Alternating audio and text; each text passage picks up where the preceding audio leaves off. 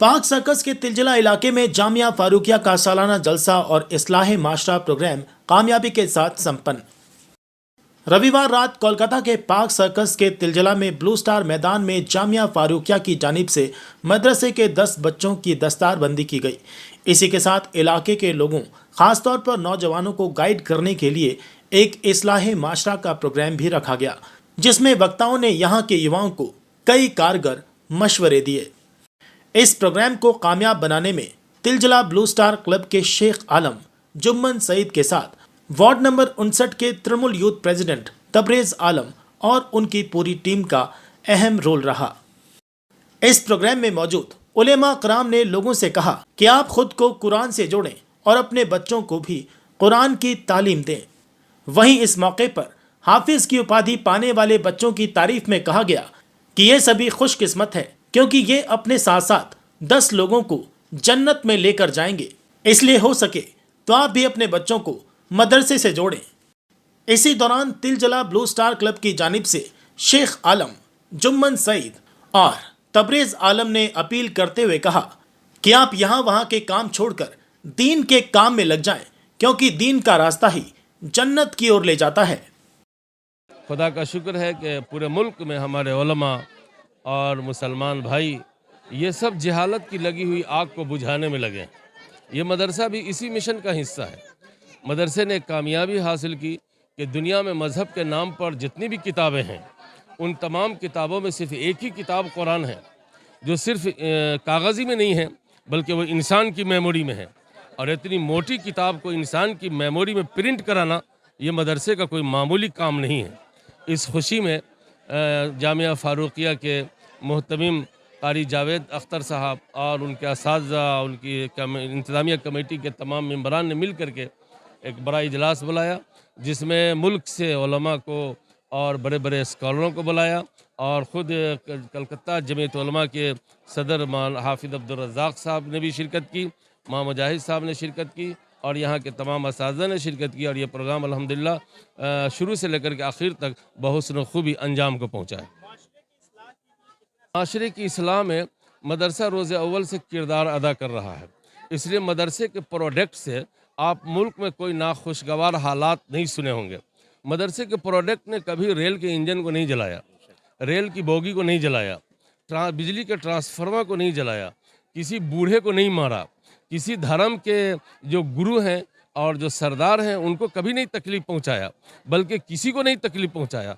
आप अंदाज़ा कर सकते हैं मदरसा जो खेप तैयार कर रहा है, जो टीम तैयार कर रहा है मदरसा, उस टीम ने मुल्क को कैसा अमन, कैसी शांति और कैसी मोहब्बत और कैसा प्यार अमलन बांटा है, वो आप देख सकते हैं। आप नहीं बता सकते हैं कि मदरसे के तालिबे इल्मों ने कहीं पर सड़क को काट दिया हो या रेल की पटरी को उखाड़ दिया हो। ये दर हकीकत माशरे की इस्लाही की बात तो है। अगर इसी नहज पर अगर हमारा समाज और हमारी सोसाइटी अगर चल पड़े तो माशरे की गंदगी और उसका बिगाड़ ख़त्म हो सकता है। अब मैं क्या कह सकता हूँ उस दिमाग को, जिस मदरसे की पूरी हिस्ट्री और पूरा किरदार मैंने आपके सामने पेश कर दिया, उसके बावजूद भी अगर मदरसे को कोई आतंकवाद कहता है तो इंतहाई अफसोस की बात है। मैं समझता हूँ वो आदमी ऐसा ही है जैसे कोई आदमी 30,000 फीट की दूरी पर फ़्लाइट को देखे और ये कहे कि फ़्लाइट 1 मीटर की होती है। हालांकि फ़्लाइट को समझने के लिए एयरपोर्ट पे जाना होगा। जब तक एयरपोर्ट पर नहीं जाएंगे उस वक्त तक फ़्लाइट की सही लंबाई सामने नहीं आ सकती है। जिन लोगों को मदरसा दहशतगर्द मालूम होता है वो हमारे ख्याल से 30,000 फीट की दूरी से मदरसा को देख रहे हैं, उनको मदरसे के अंदर आकर के देखना चाहिए।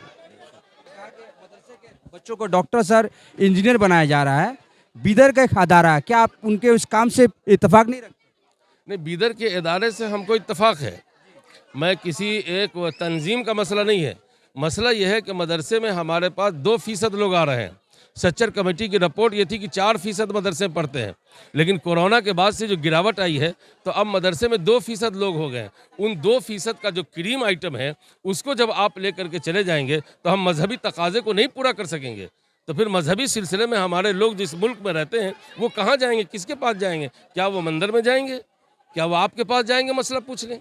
मैं इसलिए कहता हूँ कि हाफिज़ जहाँ हिफ्ज़ कर रहे हैं उनको हिफ्ज़ और इल्म दीन से जोड़िए। 98% लड़के हमारे स्कूल कॉलेज में हैं, वो सारे बच्चे अमालदार नहीं हैं, वहाँ भी गरीब है। अगर गरीब नहीं होते तो पुरानी किताबें हिंदुस्तान में नहीं बिकती। اگر وہ غریب نہیں ہوتے تو کسی دوسرے سے کتاب لے کر کے ان کے بچے نہیں پڑھتے. ہم کہتے ہیں کہ جو بھی تنظیمیں اس طرح کی خدمت کرتی ہے ان کو چاہیے کہ وہ اسکول سے بچے اٹھائیں, غریب بچے کو اٹھا کر کے ڈاکٹر بنائیں, انجینئر بنائیں, وہ اسی کام کے لیے وہاں ہیں. یہ بھی فرمایا کہ مدرسے کے جو بچے ہیں وہ کبھی ریلوے وغیرہ کو نہیں چلاتے, لیکن حالیہ دنوں میں ہم لوگوں نے دیکھا کہ ریل میں جب مدرسے کے بچے جب سفر کرتے ہیں ان کے ساتھ ایک دھارمک نعرہ جبراً ان سے لگوایا جاتا ہے. آپ ان سے پوچھیے جو ایسا کرتے ہیں, اس کا جواب ان کے ذمہ ہے, اس کا جواب میرے ذمہ نہیں, میرے ذمہ نہیں. اس کو دنیا یہی کہہ سکتی ہے کہ سوائے ظلم کے اور سوائے ملک کی فضا کو خراب کرنے کے اور کچھ نہیں ہے. آپ کو معلوم ہونا چاہیے کہ یہ جو بھارت ہے یہ صوفیوں کا ملک ہے, یہ سنتوں کا ملک ہے, یہ ولیوں کا ملک ہے, یہ بزرگوں کا ملک ہے. یہ موب لنچنگ کرنے والوں کا ملک کبھی نہیں رہا. دارا پاڑا کے مسلمانوں سے اور خاص طور پر تلجلا بلوسٹر کلب کے لوگوں سے آپ کیا اپیل کیا کہنا چاہیں؟ ہم ان سے گزارش کریں گے کہ یہ اپنے اندر سنجیدگی پیدا کریں اور اپنی گلیوں کو اور اپنے ماحول کو صاف ستھرا رکھیں اور اپنے بچوں کو ہائی ایجوکیشن دیں اور اس سے کوئی کمپرمائز نہیں کریں. جب تک کہ دارا پارا کے لوگ اپنے بچوں کو 100% تعلیم نہیں دیں گے, اپنے اندر سنجیدگی وقار پیدا نہیں کریں گے, ڈسپلن پیدا نہیں کریں گے, اپنی گلیوں کو صاف ستھرا رکھنے کا اہتمام نہیں کریں گے, اس وقت تک ملک میں اس محلے کا وزن قائم نہیں ہوگا, بلکہ کلکتہ میں بھی اس کا وزن قائم نہیں ہوگا.